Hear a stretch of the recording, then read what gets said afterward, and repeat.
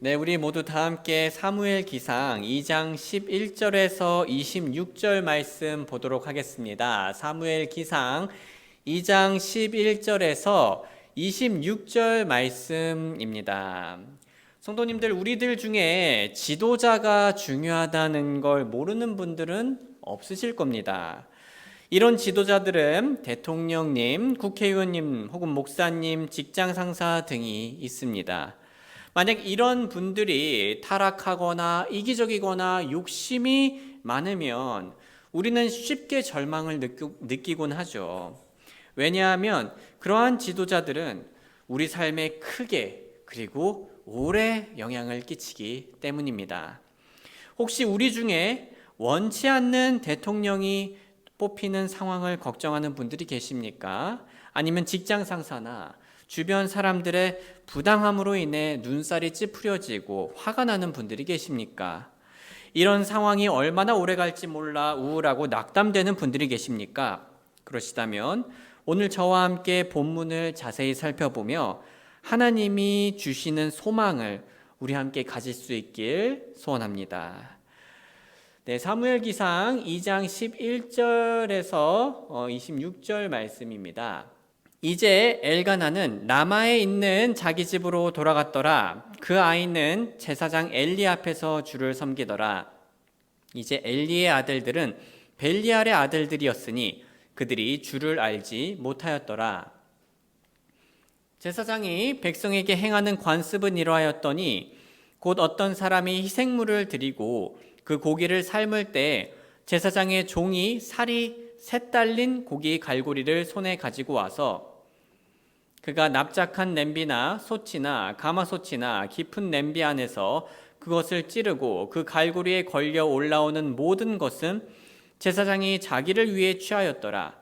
그들이 실로에서 그곳에 온 모든 이스라엘 사람들에게 그렇게 행하였더라. 또한 그들이 기름을 태우기 전에 제사장의 종이 와서 희생물을 드린 사람에게 이르기를 제사장을 위해 구울 고기를 달라. 이는 그가 내게서 삶은 고기를 원하지 아니하고 날 것을 원하기 때문이라 하더라. 만일 어떤 사람이 그에게 이르기를 그들이 기름 태우는 것을 지금 그만두게 하지 말고 그 후에 내 혼이 원하는 대로 취하라 하면 그가 응답하기를 아니라 너는 지금 내게 그것을 달라. 그렇지 아니하면 내가 그것을 억지로 빼앗으리라 하더라.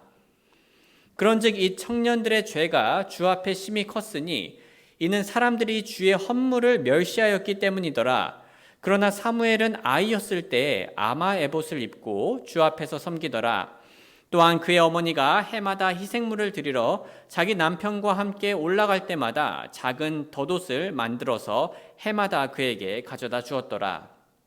또 엘리가 엘가나와 그의 아내를 축복하여 이르되 주께서 이 여인으로부터 내게 씨를 주사 주께 빌려드린 것을 대신하게 하시기를 원하노라 하더라. 그들이 자기들의 집으로 돌아갔더라. 주께서 한나를 돌아보셨으므로 그녀가 수태하여 세 아들과 두 딸을 낳았더라. 아이 사무엘은 주 앞에서 자랐더라. 이제 엘리가 매우 늙었더니 자기 아들들이 온 이스라엘에게 행한 모든 일과 어떻게 그들의 회중의 성막문에 모인 여인들과 함께 누웠는지를 들었더라. 그가 그들에게 이르되 너희가 어찌하여 이런 일들을 행하느냐? 이는 내가 너희의 악한 행동을 이 온 백성으로부터 듣기 때문이라. 아니라 내 아들들아, 이는 내가 듣는 소문이 좋지 않기 때문이라. 너희가 주의 백성으로 하여금 범법하게 하는도다. 만일 한 사람이 다른 이에게 죄를 지으면 재판관이 그를 재판할 터이나 만일 사람이 주께 죄를 지으면 누가 그를 위하여 간구하겠느냐 하였으나 그럼에도 불구하고 그들이 자기들의 아버지의 음성에 귀를 기울이지 아니하였으니 이는 주께서 그들을 죽이고자 하셨기 때문이었더라. 우리 함께 읽어보겠습니다. 시작. 아이 사무엘이 점점 자라고 주와 사람들에게 은총을 입었더라. 아멘. 오늘 말씀 주제는 은밀하게 확실하게 준비되는 소망입니다. 오늘 말씀 주제는 은밀하게 확실하게 준비되는 소망입니다. 형제자매님들, 태양은 우리가 맨눈으로 볼 수 없을 정도로 밝게 빛나죠. 그런 태양은 지구보다 얼마나 더 클까요? 태양은 지구 지름의 109배이고요. 부피는 지구 부피의 130만 배나 된다고 합니다. 아시다시피 지금은 깜깜한 저녁이지만 내일 아침이 되면 어떻게 되죠? 태양이 고요하게 그리고 확실하게 뜹니다. 그 밝고 큰 태양이 고요하게 확실하게 뜹니다. 하나님께서 우리 삶에 소망을 가져오실 때도 비슷합니다. 우리 삶이 깜깜한 시즌을 가지더라도 우리에게 소망이 없는 게 아닙니다. 그 소망은 태양과 비슷하다고 할 수 있습니다. 깜깜한 밤에 조용히 계속 움직이고 있는 태양처럼 우리의 소망도 은밀하지만 움직이고 있는 중입니다. 아무리 밤이 어두워도 반드시 뜨는 태양처럼 우리의 소망도 반드시 밝게 나타나게 되어 있습니다. 감옥에 갇혀 있었던 요셉의 인생이 그러했고요. 이집트의 노예 생활을 했던 이스라엘 백성들도 그러했으며 오늘 본문에서 부패한 종교 지도자들에게 시달렸던 이스라엘도 그러했습니다. 당시 이스라엘의 대제사장은 엘리였습니다. 네, 지금까지 우리가 보았던 그 엘리가 맞습니다. 그는 한나의 기도를 들었었고 한나로부터 사무엘을 받았었죠. 그리고 사무엘은 주님을 섬기는 사람이 되었습니다. 그런데 이 엘리에게는 제사장인 두 아들이 있었습니다. 그들의 이름은 홈니와 비느하스였습니다. 안타깝게도 그들은 주님을 알지 못했던 자들이라고 나옵니다. 이걸 좀 더 풀어서 말하자면요. 그들은 주님의 제사장이었음에도 불구하고 주님께 관심을 가지지 않았고요. 오히려 주님을 무시하는 자들이었다라는 얘기입니다. 그래서 그들은 주님의 성막에서 하지 말아야 할 일들을 서슴없이 행했어요. 대표적으로 그들은 욕심을 부렸습니다. 제사장들은 제사에서 쓰인 가슴고기와 오른쪽 다리를 가질 수 있었습니다. 그것이 제사장들에게 할당된 것이었어요. 하지만 엘리의 아들들은 자신들의 종을 보내서요, 가슴고기와 오른쪽 다리뿐만 아니라 무엇이든 다 가져가려 하였습니다. 사무엘기상 2장 14절 함께 읽어보겠습니다. 시작. 그가 납작한 냄비나 솥이나 가마솥이나 깊은 냄비 안에서 그것을 찌르고 그 갈고리에 걸려 올라오는 모든 것은 제사장이 자기를 위해 취하였더라. 그들이 실로에서 그곳에 온 모든 이스라엘 사람들에게 그렇게 행하였더라. 여기서 또 우리가 눈여겨볼 만한 점은요, 엘리의 아들들은 어쩌다 이렇게 악한 일을 행한 것이 아니었습니다. 그리고 그들은요, 자신들의 잘못을 감출 생각도 없었습니다. 부끄러움도 없었던 자들이었어요. 그들은 주님을 향해 드리려 했던 모든 이스라엘 백성들의 재물을 당당히 착취하였습니다. 엘리의 아들들은 욕심이 많을 뿐만 아니라 하나님을 공경하지도 않았던 자들이었는데요. 사무엘기상 2장 15절, 또한 그들이 기름을 태우기 전에 제사장의 종이 와서 희생물을 드린 사람에게 이르기를 제사장을 위해 구울 고기를 달라. 이는 그가 내게서 삶은 고기를 원하지 아니하고 날 것을 원하기 때문이라 하더라. 한번 같이 읽어보겠습니다. 시작. 만일 어떤 사람이 그에게 이르기를 그들이 기름 태우는 것을 지금 그만두게 하지 말고 그 후에 내 혼이 원하는 대로 취하라 하면 그가 응답하기를 아니라 너는 지금 내게 그것을 달라. 그렇지 아니하면 내가 그것을 억지로 빼앗으리라 하더라. 재물을 가져올 때요, 다른 부위들과 함께 기름기를 태우는 것은 재물을 불에 태워서 그 향기로 주님을 기쁘게 한다는 것을 상징했습니다. 레위기 3장에 나오고요. 이렇게 그 부위들을 불에 태우는 건 사람이 정한 것이 아니라 주님께서 정해주신 것이었어요. 그리고 주님께서 정해주신 대로 실행하는 것이 곧 주님을 공경하는 것을 뜻했습니다. 하지만 엘리의 아들들은 주님의 말씀을 따르지 않으면서 주님을 공경하지 않았어요. 그들의 문제는 이뿐만이 아니었습니다. 그들은 도덕적으로도 매우 타락했습니다. 사무엘기상 2장 22절 같이 읽겠습니다. 시작. 이제 엘리가 매우 늙었더니 자기 아들들이 온 이스라엘에게 행한 모든 일과 어떻게 그들이 회중의 성막문에 모인 여인들과 함께 누웠는지를 들었더라. 홈니와 비나스는 주님을 경배하는 장소에서, 그 성막에서 일하는 여인들과 관계를 가져버렸습니다. 제사장들이 정말 영적으로 그리고 도덕적으로 썩을 대로 썩었던 거죠. 이스라엘 백성들은 영적으로 그리고 도덕적으로 부패한 지도자들로 인해 계속 피해를 입고 있었고요. 그들은 절망 속에서 충분히 이런 의문을 품을 수 있었습니다. 하나님께서는 도대체 어디 계시나요? 하나님께서는 왜 그 악한 지도자들을 지금 내버려 두시나요? 하나님께서는 우리 이스라엘을 버리신 건가요? 더 이상 우리에게는 소망이 없는 건가요? 그런데요, 성도님들, 우리도 그럴 때가 있지 않습니까?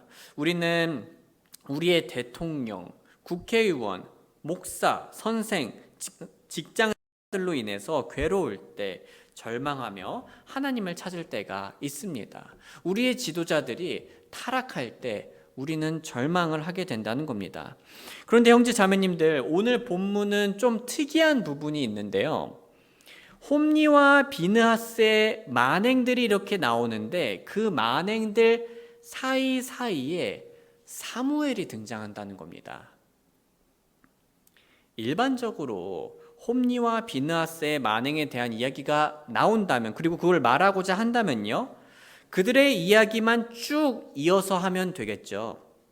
그런데 우리가 본문을 보면요, 사무엘이 계속해서 촘촘히 언급되고 있습니다. 중간중간에요. 그래서 오늘 본문과 또 조금 이후의 이야기를 정리하자면 이런 구조를 확인할 수가 있습니다.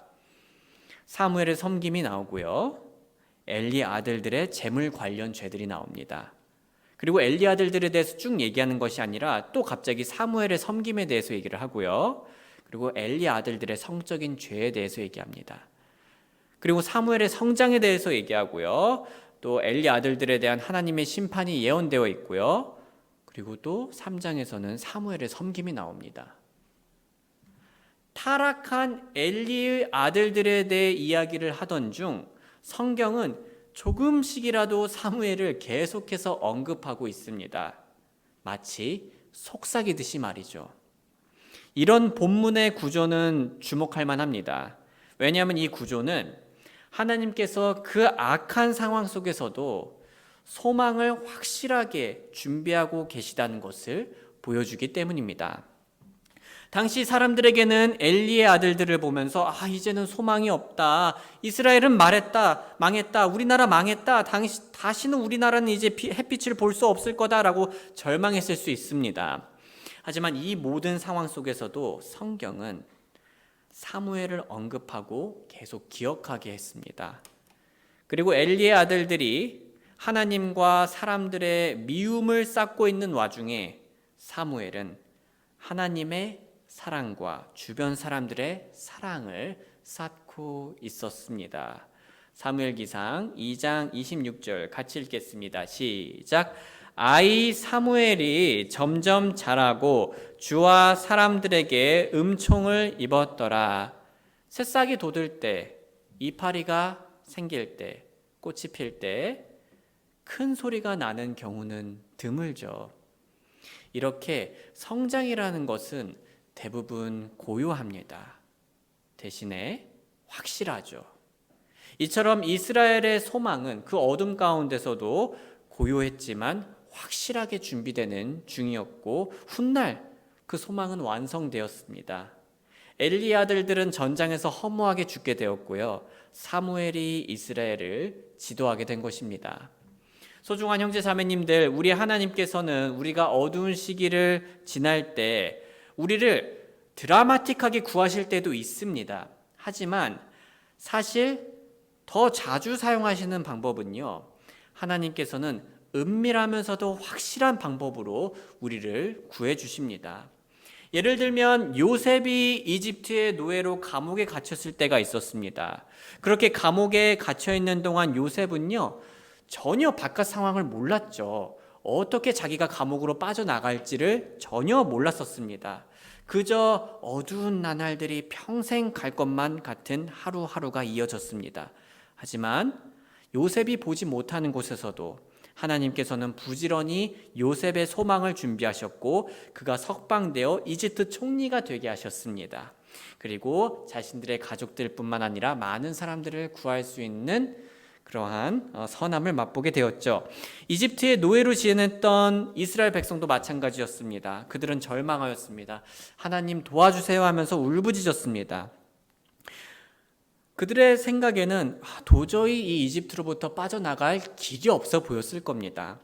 하지만 그들의 눈에 보이지 않고 그들의 귀에 들리지 않았던 곳에서 하나님께서는 무엇을 하고 계셨습니까?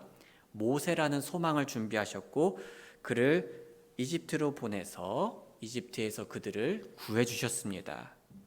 죄의 노예인 우리도 마찬가지입니다. 우리는 죄 안에 갇혀 지냈습니다. 아무런 소망도 구원도 없는 자들이었습니다. 우리는 절대로 스스로를 구원할 수 없었어요. 우리에게는 구원의 길이 보이지 않았습니다. 하지만 이런 우리들을 위해서 하나님께서는 우리가 보지 않는 곳에서도 우리의 구원을 계획해 주셨고요. 예수님을 이 땅에 보내주셨습니다. 아시다시피 우리의 산소망 되시는 예수님께서 이 땅에 오셨을 때는 물론 예언들을 성취하셨습니다. 하지만 그렇다고 세상 사람들이 다 알게끔 휘황찬란하게 오신 것도 아니었죠. 그분께서는 조용히 심지어 초라하게 베들레헴에 있는 구유 위에 놓이셨고요. 30년의 기간을 은밀하게 보내셨습니다.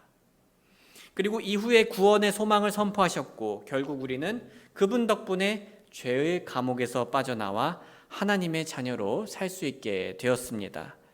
이 귀한 원리는 우리 일상에서도 동일하게 적용될 수 있다고 말씀드리고 싶습니다. 홈리와 비느하스의 만행으로 인해 이스라엘이 괴로웠던 것처럼 우리나라의 그리스도인들은 현재 앞으로 뽑히게 될 대통령과 또 하나님을 공경하지 않는 국회의원들로 인해 괴로울 수 있습니다. 또는 우리나라의 많은 그리스도인들이 타락한 목사로 인하여서 실망하고 좌절하고요. 또한 선생님들을 잘못 만나서 괴로움에 빠질 때도 있습니다. 아니면 좀 더 가까운 예로는요, 이기적인 직장 상사나 욕심 많은 사장님으로 인해 피해를 보게 될 때도 있죠. 하지만 우리에게는 여전히 소망이 있습니다. 그 소망은 우리 눈에는 당장 안 보일 수 있습니다. 마치 감옥에 갇혀 있었던 요셉처럼요. 지금 밖에 태양이 안 보이는 것처럼, 하지만 태양이 반드시 뜨는 것처럼 우리의 소망도 반드시 뜨게 되어 있다라는 얘기를 하고 싶습니다. 왜냐하면 하나님께서는 이미 그 소망을 우리를 위해 준비하고 계시고 있고요. 이스라엘 백성에게 그랬듯이 우리에게 그 선한 소망을 반드시 보여줄 것입니다. 그래서 우리 함께 로마서 8장 28절과 예레미야 29장 11절을 읽기를 원합니다. 시작! 우리가 알거니와 하나님을 사랑하는 자들 곧 그분의 목적에 따라 부르심을 받은 자들에게는 모든 것이 합력하여 선을 이루느니라. 다음 시작. 이는 내가 너희를 향해 생각하는 그 생각들을 내가 알기 때문이니 그것은 평안을 주려는 생각이요 재앙을 주려는 것이 아니니 곧 기대하던 결말을 너희에게 주려는 것이라 주가 말하노라. 사랑하는 형제 자매님들, 우리의 지도자들은 엘리의 아들들처럼 욕심이 많고 또 하나님을 공경하지 않으며 도덕적으로 문제가 있는 경우가 훨씬 더 자주 있습니다. 그런 지도자들로 인해 절망이 올 때 우리 모두 오늘 성경 말씀이 사무엘을 틈틈이 보여주었던 것처럼 하나님의 소망을 우리 마음에 틈틈이 비추어 주길 바랍니다. 비록 지금은 우리 눈에는 잘 보이지 않고 우리 귀에는 잘 들리지 않아도 결국 우리 하나님께서는 그분의 때에 그들의 악행을 심판하실 거고요. 그리고 마침내 우리에게 크고 밝은 새 소망을 보여주실 겁니다. 그리고 마침내 그 소망은 우리가 크게 기뻐할 소망이요 감탄할 소망이 될 것입니다. 그러니 우리 모두 하나님을 의지하며 우리의 하루가 절망을 애써 버티는 하루가 아니라 내일의 소망을 향해 나아가는 하루가 되길 주님의 이름으로 소원합니다.